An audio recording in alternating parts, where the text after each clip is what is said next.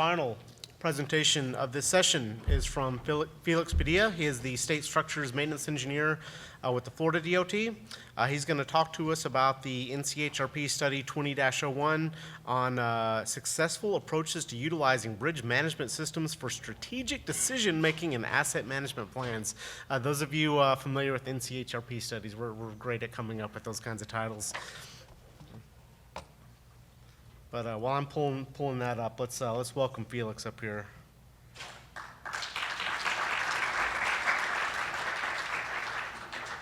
So I'm not going to repeat the title, but I'm going to focus the presentation on the findings, the conclusions, and the recommendations. But before I do that, a little background. So the scan is just part of the NCHRP project 20-68, which is the U.S. Domestic Scan Program. And it came from a recommendation from the Committee on Construction from AASHTO. And then NCHRP provided the funding. So the U.S. Domestic Scan Program, it's a multi-year program. It usually conducts 3 to 4 scans per year. And again, it's recommended and selected by AASHTO, and then NCHRP will review those recommendations. Usually addresses a single topic that is interest to many states. And then again, the main purpose of the whole program is innovation. So trying to find innovation that can help the states.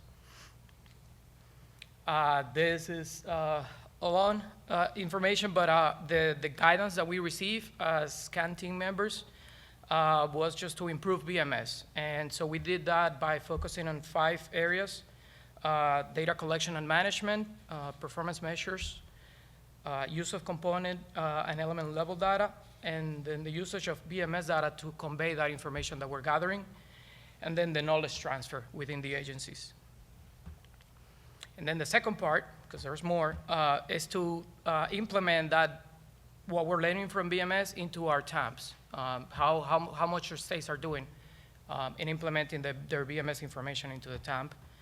And then the reason why I'm giving this presentation is because this was all done with having in the mind that the target audience for this is people like you guys here. So I know several other people have been presenting this, so some of you may have seen it already, but at every chance we get, we're presenting our findings. There's a lot of people that was part of the scan tour. There were about 13 states. Chad Allen, who's now at the City of Seattle DOT, he's our chairperson. Derek from FSWA was part of it, and Bashak was our subject matter expert. And then this is a distribution. So the green colors are the states that are team members, and then the orange were the ones that gave out presentations, and several of us, including Florida, had the honor of doing both. So this is a summary of the initial findings. Again, BMS tools, they vary widely by agency. Well, I guess before that, so we went a week where we had workshops, so we had about 9 presentations. And so every state was presenting what they thought, based on some amplifying questions that we developed, that we wanted to see as a panel. And the things we learned was that, like, for example, that BMS tools vary widely by agency. And then also the type of BMS. Some of us have in-house developed bridge management systems, and others just use off-the-shelf with some minor modifications to them. Again, for some agencies, all the management decision-making is driven by the data from their BMS systems, while others just partially supports the decision-making, and it's more left to the engineers or their planning offices on how they, what work they're planning on doing for the future. Some of the things we found also, all the scan agencies that participated, they had very strong inspection data collection and management, so that was not an issue. But then using that information based on element condition data is limited. Some are making progress on it. You just see the pool fund study that the Midwest was doing, so that's a good improvement in that area. Another finding is the challenges that we're all running with now with hiring and sustaining staff. Like, for example, the one term that everybody kept using during the presentations was finding a unicorn that was like a civil engineer that was also good with programming. That doesn't exist. So we're all looking for one, and few states are lucky enough to have one of those. And then every agency is finding innovative ways to report and track the performance data and make sure that they're making progress with the TAMP. So I feel like the TAMP made all of us look at how we were planning future work and what we were doing with our bridges, and I feel like we've all made improvements thanks to it, or in spite of it, depending which way you lean. So some challenges, it's like I said, the improved models. Midwest is doing a great job with that, with the deterioration models, the staff, and then the measures and the metrics to define the bridge performance. So going back to the focus areas, the 5 that I mentioned before, I'm just going to go through a couple of findings that we had there. So on data collection and management, everybody has custom inspection tools and databases, QC and QA procedures, but we can always do better. The use of the data and the tools to identify needs, that's something that's always in development. Some states are using GIS to a great advantage. I mean, they have some really nice maps and features in their BMS systems. And then identifying and collecting data for risk is something that we seem all to be struggling with. We've been looking for ways in Florida to implement risk into our deterioration models and decision making. So it's like you have your curves here and then your risk here, and you kind of mesh them however you can. And then agencies identifying their data items that they want to collect based on the TAMP and how it was developed. So on performance measures, tracking and reporting, again, everybody's doing it their own way. There are a lot of cool dashboards out there that we were very impressed with during the presentations. Long-term reporting of measures and analysis results, we're trying to use that to inform the financial investments that we need. But then there is a need to identify, to be better at identifying risk, like I was just saying before, into our performance measures. Also, how to model how much to invest. That's a struggle that some agencies were facing with, as they have payments competing with bridges. So they gotta make sure that they can convey their data properly and help explain their leadership why they need to spend more money on bridges than on pavement sometimes. And then Bridge Health Index, trying to use that better. So a few states, not that many, are using Bridge Health Index, and that could be a good tool to manage your inventory. The next one is the use of component and element data. Again, everybody uses component data. We're mandated, but some states were mentioning that good, fair, and poor maybe doesn't cover all the bridge conditions and may want it to include like a severe option item. And then Virginia, for example, is a big proponent of decimal GCRs, and I know a lot of states or several states are jumping into that as well. And then deterioration curves. Again, they need to factor some variability in the condition, in the age, in the environment, and that's why you had like Midwest developing their own. We in Florida have developed our own deterioration curves because we got a different environment. So everybody needs to look at their condition. And then a national need, it's correlating that element condition to the GCRs. I believe FHWA is now doing it's in the middle of a project to convert element data to GCRs, but we don't have a great tool on it.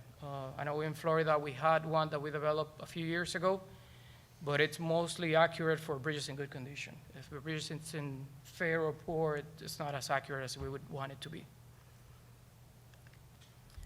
Use of BMS data to convey condition information. Again, GIS is one tool that some states are using to great advantage, and it helps them manage an entire corridor. A lot of charts and visuals, and some agencies have had success with communicating with decision makers using some scenario. Since we have to do that for the TAMP, it's also good to do it when you're communicating with your leadership. So knowledge transfer, that's a struggle for everybody, hiring and sustaining staff. That's a problem that everybody, I think, mentioned. Commitment from upper management to support strategies such as double filling, or at least have a plan so when you know somebody's retiring, you have somebody in place that can help take that load. And then training and exploring BMS. If some states I know have like dedicated people to it, some don't. So if you don't have somebody that's dedicated to BMS, BRM, inspectors, whatever you're using, it's hard to get that knowledge. And then you have to keep that person. And then documentation. Since we're also struggling with staff, and it's hard to get the time out to start documenting and putting in processes in paper so that somebody that comes after you can use that information to their advantage, because that's not a priority usually. So, but we got to make an effort to do that. So the next part, so I guess one problem we ran into is that when we selected the states, we were talking to bridge folks, and bridge folks are not asset management folks, usually. So we realized after we went through all the presentations, myself included, that we didn't talk about asset maintenance, or asset management, sorry. So and luckily, Mike Johnson was part of the group from Caltrans, and he immediately pointed it out. So we went out, and we tried to reach out to several folks from asset management. So we got responses from Connecticut, Iowa, Minnesota, New Mexico, and Utah. And then we started talking to them and seeing how they're implementing their BMS data into asset management. So BMS used it to address the CFR 67, which is that bridges at risk of when you have to repair them once because of an emergency. If they get repaired twice, you got to report that to FSWA. Nobody's using BMS for that. I know we're just using a spreadsheet in Florida at least. And then funding levels for bridges versus payments. How are people doing it? Is it the TAMP, BMS, a combination? Everybody's doing it differently. So we asked them a few questions. One of them was this one, like, has TAMP influenced the bridge programs for the better? And like I said, it's helped them realize what their needs are, like increased staffing, that data-driven decision-making, the data quality. So, and it's making them go through a proactive approach instead of a worse first. It's one of the things that a lot of us are trying to do now. Communication between the TAMP and BMS. People are trying to create committees and groups so that everybody's communicating, but it's not happening really. So there's a lot of room for improvement on that. Does BMS inform the treatment level? It kind of influences the decisions for a few agencies, but again, that connection, if you're not working with whoever, in our case it's our planning office, if you guys are not communicating efficiently, you're just working on two silos. How does the AM work with BMS, or how do the asset management folks work with BMS folks? And again, we're all trying to improve on that, but we kept asking those questions. So after reviewing all that, the team came up with a bunch of recommendations. So like the first one is improving the use of BMS in asset management decision. Strategic vision that agencies need to have to incorporate BMS information into overall asset management. Again, hoping that our executives, our leadership support hiring qualified staff, and that maybe making sure that we have some cover when somebody's leaving the agency. And then maybe using more of the element condition data instead of relying only on the GCRs to try to model your bridge and the work that you need to perform. Let me see. So set a few more recommendations. Again, agencies thinking about long-term analysis and scenario planning, which we kind of have to do every 4 years, I guess, now for the time, but just do it for yourself instead of just to submit something to the feds.